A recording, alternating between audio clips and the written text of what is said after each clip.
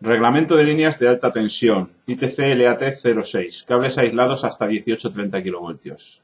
Intentaremos desgranar lo que dice esta ITC, que está centrada en los cables aislados hasta 18-30 kilovoltios. Estos conductores aislados que se utilizan para redes subterráneas, redes directamente enterradas bajo tubo, en galerías, subacuáticas, en edificios, todo estaría recogido dentro de esta ITC. Bien. Empezamos con las tensiones asignadas, ¿no? Los cables típicamente se definen por sus tensiones asignadas y bueno, tenemos diferentes niveles de tensión, 1,8/3, 3,6/6, los más comúnmente utilizados son 12/20 kilovoltios o 18/30 kilovoltios, ¿no? Que son las tensiones propias de las compañías para distribución en media tensión. Estos valores de tensión son tensiones asignadas, si bien la tensión máxima que puede soportar un cable es superior. Normalmente es el doble de la tensión simple. Es decir, un cable de 12-20 en red de categoría A o B, que son aquellas que pueden funcionar como mucho con un tiempo muy limitado con una fase a tierra, porque si no serían de categoría C, ¿vale? Son, para un cable de 12-20, la tensión máxima permanente que podría soportar son 24 kilovoltios. Para un cable de 18-30 sería el doble de 18, 36 kilovoltios, y así podríamos aplicar esa regla en general. Es decir, la tensión máxima puede ser superior a ese valor compuesto de el segundo valor de la tensión asignada, ¿vale? No sería 20 kilovoltios el valor máximo. Red de categoría B, máximo 24 kilovoltios, red de categoría A o B. Tensión asignada de 18-30, 36 kilovoltios de tensión máxima. La temperatura máxima en el conductor va a ser de 90 grados en régimen permanente para los cables tipo Voltalene, los aislados con XLPE. El cortocircuito máximo sería 250 grados centígrados. Sin embargo, los cables tipo HEPR, los cables con aislamiento de HEPR, con aislamiento de goma de etileno-propileno de alto gradiente, cables tipo Protenax Compact, soportan 105 grados para las tensiones hasta 18-30 kilovoltios y pueden soportar 250 grados en cortocircuito. Esto se traduce en una mayor posibilidad de transporte de corriente, lo veremos en las tablas. Y tenemos para cables directamente enterrados, para una terna, las tablas de las intensidades admisibles que figuran en la ITC LAT 06 y que provienen de la UNE 211-435, nos contemplan los valores actuales de intensidades admisibles. Aquí hemos puesto los anteriores también para que veamos cuán novedoso es las nuevas intensidades admisibles frente a las que venían antes en la UNE 20435, la predecesora de la UNE 211-435. Y como vemos, se han reducido las intensidades admisibles en torno a un 20% para instalaciones directamente enterradas.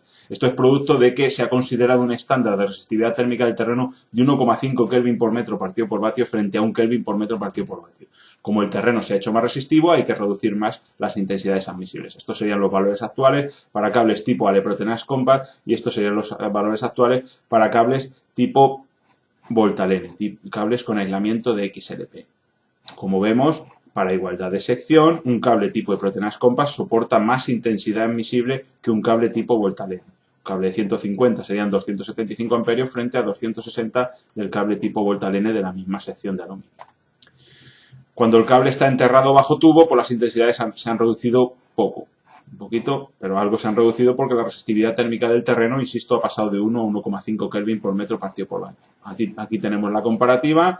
Igualmente tenemos mayores intensidades admisibles para secciones de cable Protenax Compact con aislamiento de HEPR, porque como hemos dicho, soporta más intensidad admisible en el conductor, soporta más temperatura en el conductor y por lo tanto más intensidad admisible. Esa temperatura, esa mayor intensidad admisible es compatible también con los accesorios convencionales. Cable de 400 soporta 450 amperios frente a 415 de un cable Voltalene de la misma sección de 400 aluminio. Bueno, el diámetro interior de los tubos de los cables enterrados bajo tubo debe ser al menos 1,5 veces el diámetro aparente de la terna. Bueno, haciendo un cálculo rápido, el diámetro interior de los tubos debería ser de 3,23 veces el diámetro exterior del conductor. El diámetro exterior del cable.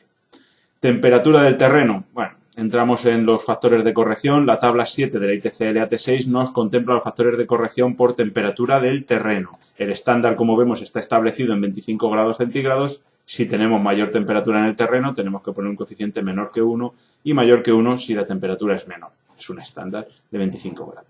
Para la resistividad térmica, el estándar es 1,5 Kelvin por metro partido por vatio, como hemos dicho antes. Todo lo que nos variemos de aquí y en función de la sección tenemos un coeficiente de corrección adecuado. La resistividad térmica del terreno La considerada como estándar sería como si fuera un terreno arenoso muy seco, pero puede ser una resistividad mayor en función del tipo de terreno que tengamos. O si está inundado, por ejemplo, pues podríamos llegar a los 0,40 Kelvin por metro partido por vatio, ¿no? Lo que nos daría un factor de corrección que nos aumentaría la intensidad admisible respecto a la que vienen en las tablas en condiciones estándares. Para agrupamiento de circuito igualmente tenemos unos coeficientes de corrección en función del número de circuitos, de su distanciamiento y de si son cables directamente enterrados o bajo tubo.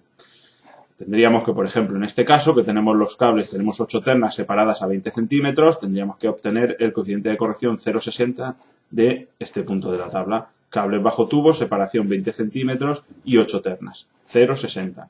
Es decir, si tuviéramos que un circuito único de cable soportara, de cable de una sección determinada, de 400, por ejemplo, soportara 450 amperios, cuando estuviera dispuesto en 8 ternas, sería 450 por 0,60.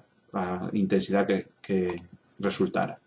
Profundidad de la instalación. Igualmente, la profundidad de instalación estándar es de un metro, pero si variamos esta profundidad, pues debemos aplicar un coeficiente de corrección, que no es muy relevante, pero el reglamento nos dice que debemos aplicarlo. Sí es más importante saber cómo se mide la profundidad de instalación, que es siempre hasta el punto más alto de la canalización, sea cable o sea tubo. Así lo tenemos medido. Si pasamos a las instalaciones al aire, que pueden ser en galerías subterráneas o pueden ser en edificios, pues ya tendríamos estas intensidades admisibles. Se han aumentado respecto a los valores que figuraban en la UNE 24335 anterior. Movemos igualmente los cables tipo de Protenas Compact de goma con aislamiento de HPR tienen mayor intensidad admisible que las mismas secciones de cable Voltaren en las mismas condiciones. ¿Vale? La temperatura ambiente para los cables al aire, el factor de corrección, pues tiene que ser otro distinto a los cables enterrados, entre otras cosas porque el estándar al aire en España serían de 40 grados centígrados. Bien.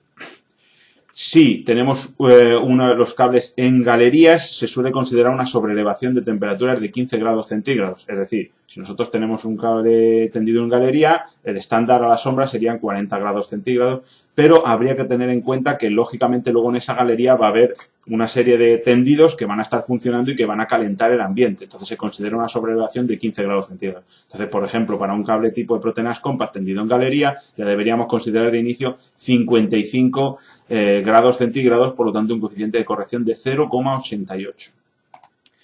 Y además, para cables al sol se recomienda un coeficiente adicional de 0,9. Bueno, evidentemente, cuando los cables están tendidos al aire, en bandejas, sean más separados, menos separados, estén en una vertical grapados a la pared, las bandejas sean perforadas o no, hay diferentes posibilidades que contempla el reglamento en las diferentes tablas de aplicaciones de coeficientes de corrección por agrupamiento.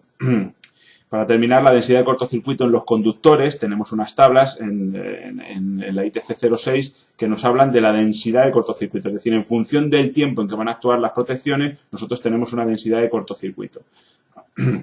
Esta sería la fórmula a aplicar y aquí sacamos las diferentes densidades de cortocircuito. Cuanto mayor tiempo va a durar el cortocircuito, lógicamente menos puede soportar el cable, por lo tanto, menos densidad de cortocircuito en amperios por milímetro cuadrado puede aumentar. Y esto serían las intensidades de cortocircuito en las pantallas. Está extraído de la UNE 211.435 y en función de las pantallas de 16, 25, 35, 50, pues tenemos según el tiempo de duración del cortocircuito y el tipo de aislamiento, tenemos unos valores u otros. Muchas gracias por la atención.